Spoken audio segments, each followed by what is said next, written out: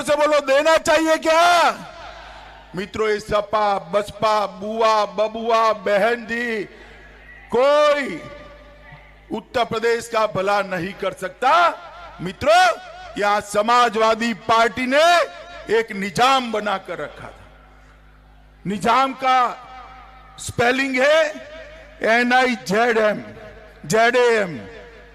मित्रों, एन से था नसरुद्दीन, आई से इमरान मसूद, जेडे से आजम खान और एम का मतलब है मुख्तार अंसारी। मुझे बताइए, आप फिर से आजम खान और मुख्तार का शासन चाहते हैं क्या? चाहते हैं क्या? चाहते हैं क्या कि आपको राम जन्मभूमि बनाने वाला मोदी और योगी का शासन चाहिए? मोदी और योगी का शासन चाहिए ना? तो मित्रों, आपको कमल के निशान पर वोट दबाना पड़ेगा, बटन दबाना पड़ेगा। पाठक जी ये साफ बोल रहे हैं हमारे गृह मंत्री, कमल के छाप वाले उस पर बटन दबाना होगा। यही बात अभी थोड़ी देर पहले मैं कर भी रहा था, लेकिन साथ साथ निज़ाम का अर्थ बता रहे हैं कि निज़ाम का मतलब, और उसमें आपको आजम खान वाला शासन चाहिए या आपको राम जन्मभूमि अयोध्या मंदिर की बात कर रहे हैं, राम मंदिर की बात कर रहे हैं, वह योगी और आदित्यनाथ योगी और मोदी का शासन चाहिए। यहाँ साफ ध्रुवीकरण, और अगर ऐसे देखा जाए, अगर लॉजिकली एथिकली देखा जाए तो ये बात बिल्कुल जायज़ नहीं बैठती है।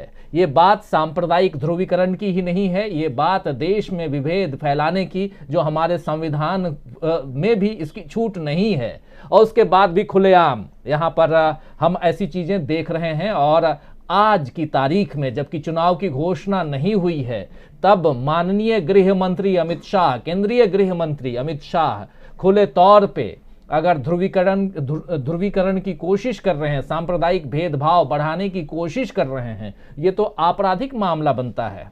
अगर किसी कानून के जानकार से बात की जाए तो ये जरूर कहेंगे, काटजू साहब का भी जिक्र कर रहे थे हमारे साथी प्रकाश हिंदुस्तानी जी, अगर वो हमारे साथ हैं तो बोले कि कई सारे मामले बनते हैं। तो यहाँ कानून जो हमारे देश का है उसकी धज्जियां उड़ाई जा रही हैं, उसमें सांप्रदायिक ध्रुवीकरण करने की कोशिश हो रही है।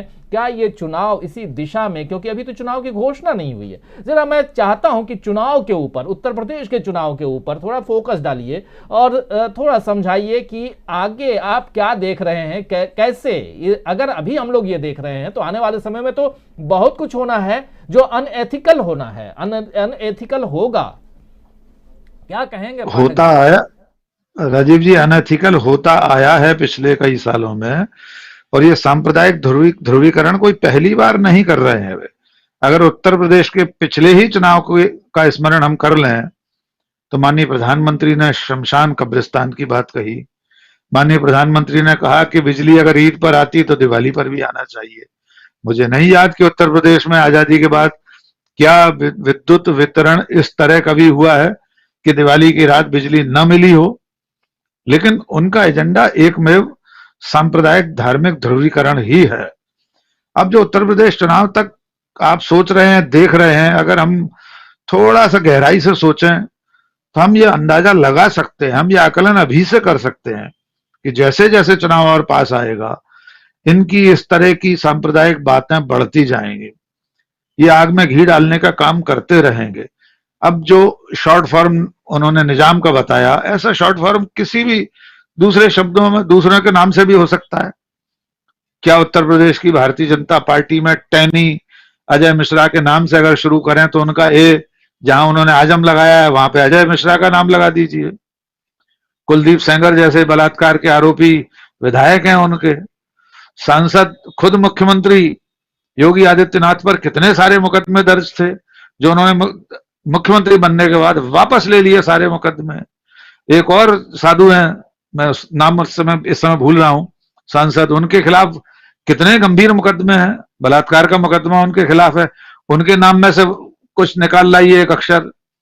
तो ये जो अक्षरों के खेल से एक धर्म विशेष के नामों को जोड़कर, उनका पहला अक्षर जोड़कर आप अगर ये कहना चाहते हैं कि अखिलेश यादव ने या XYZ ने, हमें कोई लेना देना नहीं अखिलेश यादव से, न किसी प्रियंका गांधी से, न कांग्रेस से, लेकिन देश का गृह मंत्री अगर सांप्रदायिक ध्रुवीकरण की सीधे सीधे बात करता है, देश का प्रधानमंत्री अगर सांप्रदायिक ध्रुवीकरण की बातें करते हैं इस तरह की, तो ये चिंता की बात लोकतंत्र के लिए भी है, ये चिंता की बात उत्तर प्रदेश के लोगों के लिए भी है, वहां के अवाम के लिए भी। उसे सोचना चाहिए कि उन किन नेताओं की बात, वो किन नेताओं की बात सुन रहे हैं, क्या उनसे कहा जा रहा है, क्या डिलीवर किया गया है उन्हें, क्या इस निजाम को, अगर हम सचमुच निजाम यानी व्यवस्था सिस्टम, तो क्या अमित शाह से कोई सवाल ये नहीं पूछेगा? निजाम का अर्थ ये है कि उत्तर प्रदेश में ऑक्सीजन से मौतें हुई और उत्तर प्रदेश की सरकार ने ऑक्सीजन के अभाव में मौतें हुई,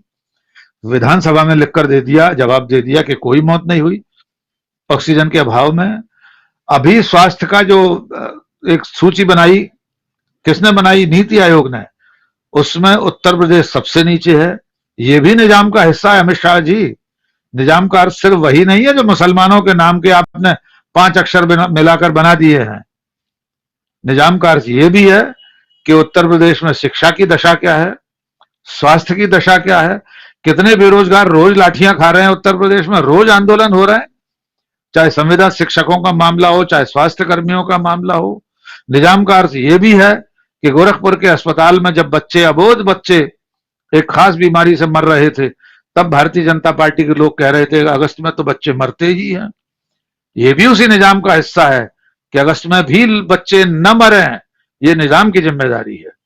तो राजीव जी, भारतीय जनता पार्टी और उसके नेताओं के पास जब असली निजाम कायम करने के कोई उदाहरण, कोई नजीर उनके पास नहीं होती है, जब ये नहीं बता सकते कि 5 साल के योगी आदित्यनाथ के राज्य में और 7 साल के नरेंद्र मोदी के राज्य में देश कहां से कहां पहुंच गया, जब वे ये नहीं बता पाते कि निजाम की जिम्मेदारी में 80 करोड़ लोग इस देश के 5 किलो राशन लेकर झोले पर छपी तस्वीरें नरेंद्र मोदी और योगी की देखते हुए घर जा रहे हैं, तो ये भी उसी निजाम का हिस्सा है कि गरीबी रेखा के नीचे इतने लोग कैसे चले गए। वो इसी निजाम में गए हैं। 20-22 करोड़ लोग जब मनमोहन सिंह की सरकार थी, यूपीए की सरकार थी, मैं दलगत बात नहीं कर रहा हूं, मैं सिर्फ नीति आयोग या इससे पहले जो उसका आयोग का नाम इन्होंने बदल दिया, उसकी रपट के आधार पर बात कर रहा हूं। कितने करोड़ लोग गरीबी रेखा के नीचे पहुंच गए इनके राज्य में, कितने करोड़ लोग बेरोजगार हो गए, कितने कल कारखाने बंद हो गए, क्योंकि असली निजाम कायम करने वाले उदाहरण, उसकी एक भी नजीर इनके पास नहीं है। इसलिए हिंदू मुसलमान करने ही आएंगे और ये बढ़ेगा। अभी मैं बहुत गंभीरता और चिंता के साथ राजीव जी से कहना चाहता हूं, कोई भरोसा नहीं कि उत्तर प्रदेश चुनाव आते आते हम कुछ शहरों में दंगा भी देख लें। मैं उत्तर प्रदेश के लोगों से और आपके माध्यम से देश के लोगों से भी अपील करना चाहता हूं, कम से कम ये वर्गीकरण तो कर लीजिए कि निजाम का असली अर्थ सिर्फ मुस्लिम नामों का संक्षिप्तीकरण नहीं है। निजाम का अर्थ है अच्छी शासन व्यवस्था, लोक हितकारी शासन व्यवस्था, जो हर सरकार की जिम्मेदारी है, जिस राज्य में जिस पार्टी की सरकार हो। मैं नहीं कहता कि दूसरे राज्यों में कांग्रेस या टीएमसी की सरकारें अच्छा काम कर रही हैं, जहां जो गलतियां कर रहा है उसके निजाम पर यह सवाल उठने ही चाहिए। ये सवाल पूछने की जिम्मेदारी हमारे आपके साथ साथ अब जनता की भी है राजीव जी। बिल्कुल, जनता की भी है। जनता को समझना होगा और जनता जो है वो ये भी